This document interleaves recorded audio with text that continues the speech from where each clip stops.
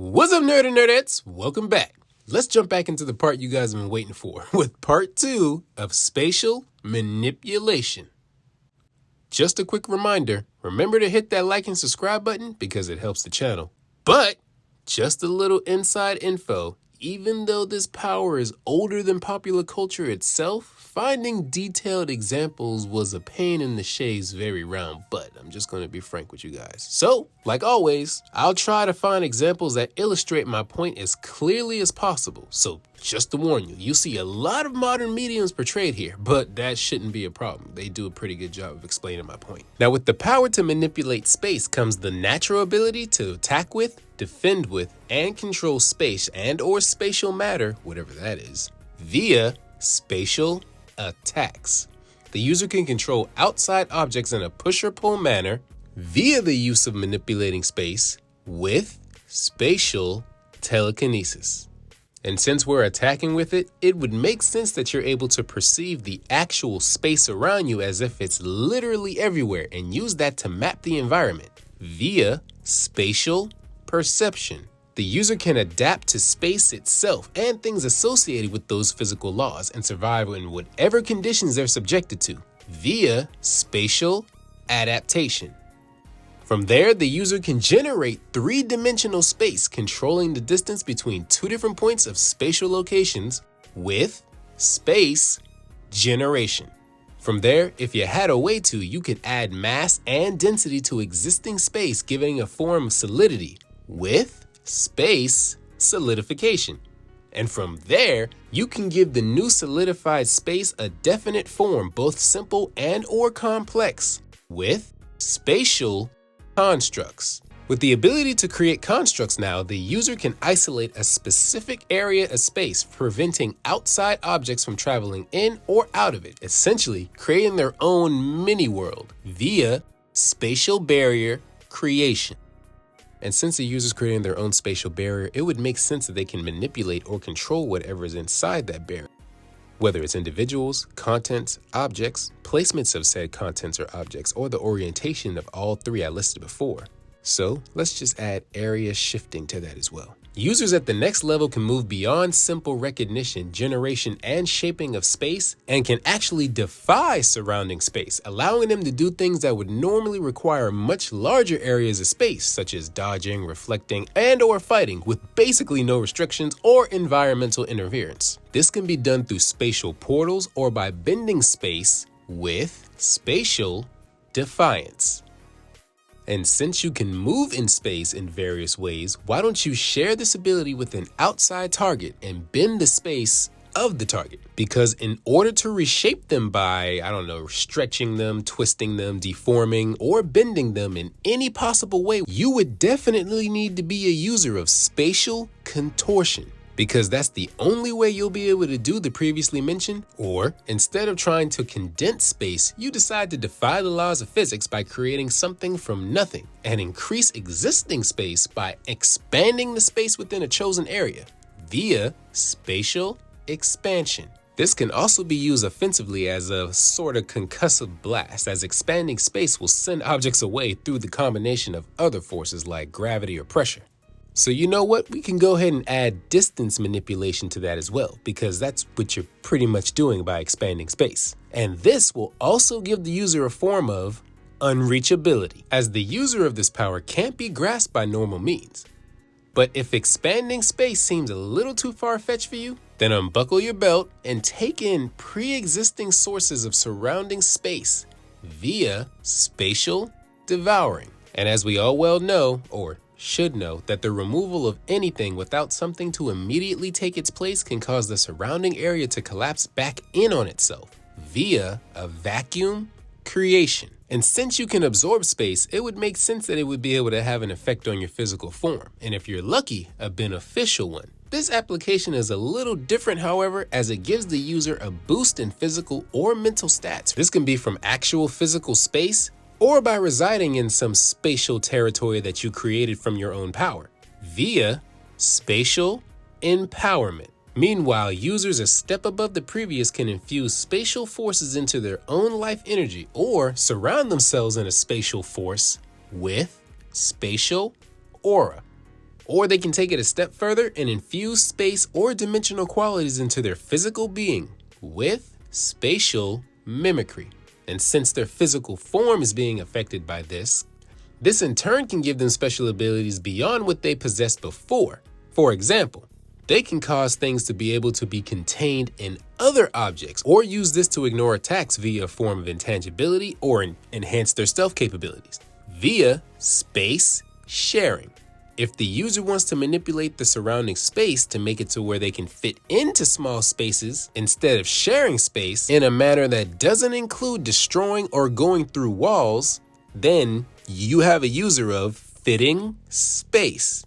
That one's a little corny, but hey.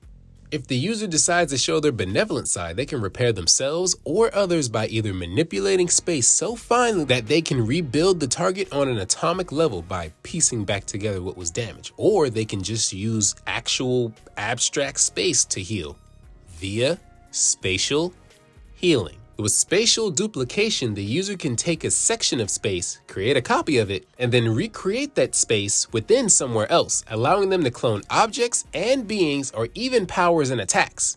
And if you want to continue to go on the pacifist route of things, then a user of this power can trap anyone or anything into a reiterating domain, if you will, a space where everything inside is placed on some kind of loop to where no matter how far you progress, you'll always go back to your initial starting point because they're trapped in some kind of loop that they can't perceive via spatial looping.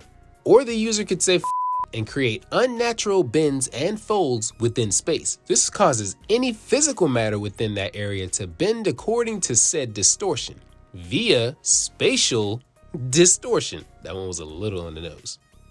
But why do all that yourself when you can grant anyone else you target dimensional bending abilities in various manners via space bestowal? Higher tier users can do more than just simple distortion and infusion, as at this level, they more or less have fine control over three-dimensional space. So, for example, a user can mold space like silly putty or fold space like paper, creating bends in space that the rest of the surrounding environment would have to conform to, with space compression. Obviously, the previous application would mean that since you are bending space, objects would have to travel along the various bends you create via directional manipulation.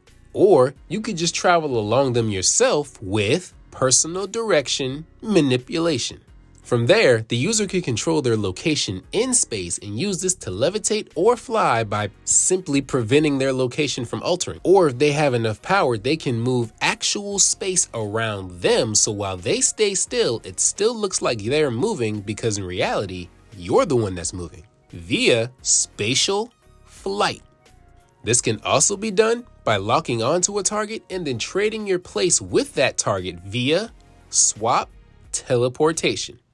But if shifting around the battlefield ain't enough for you, then infuse space into whatever combative capabilities you possess in perhaps one of the most terrifying, trollish, and unnatural ways of laying hands on someone you don't like via spatiokinetic combat. While the best of the best, those that have mastered this ability, or can at least call themselves master level, are so beyond bending, twisting, and deleting space that they can literally warp reality as we perceive it. This allows them to mess with everything from fundamental forces all the way to universal constants such as darkness and light via spatial warping.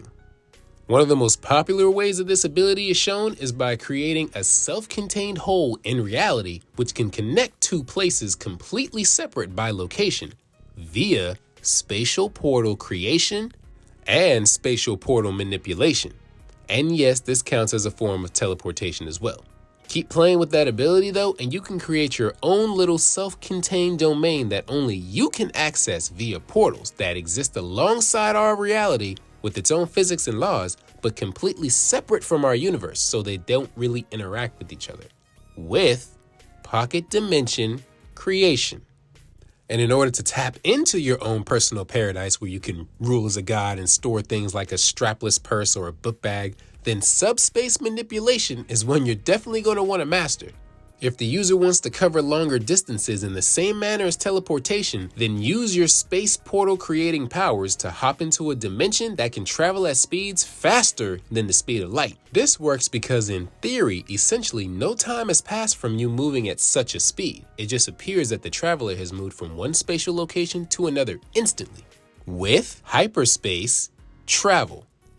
And last but certainly not least, if you're some kind of nihilist and would rather destroy than create, or explore, then create everything you know and induce a suction or vacuum effect process of intense spatial compression. The result of the compression creates a phenomenon that causes all forms of matter and energy to fall into the spatial dent in reality, where it can be absorbed and sent away elsewhere or grinded into nothingness due to the intense pressure being compressed onto a single point with singularity inducement.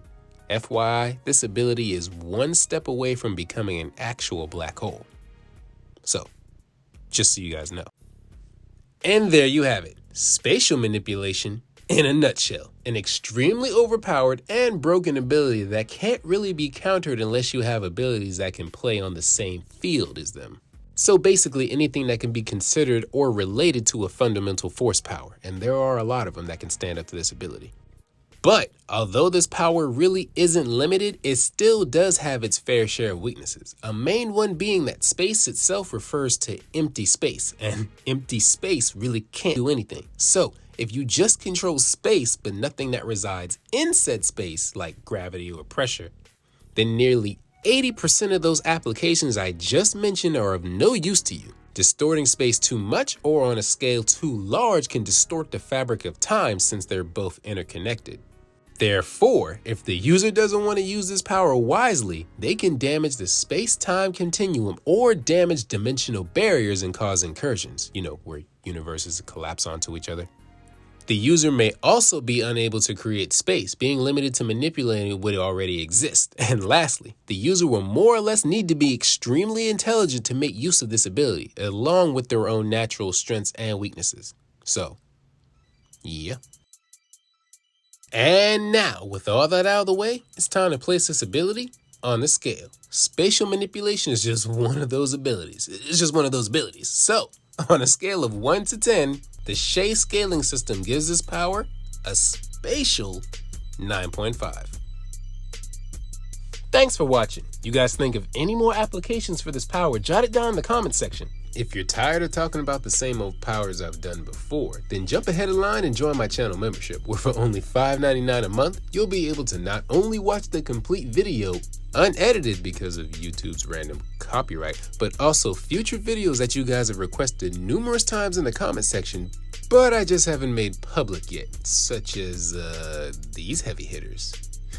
Yeah. So click now and join if you don't want to wait. If not, I'll see you guys in the next one. Deuces.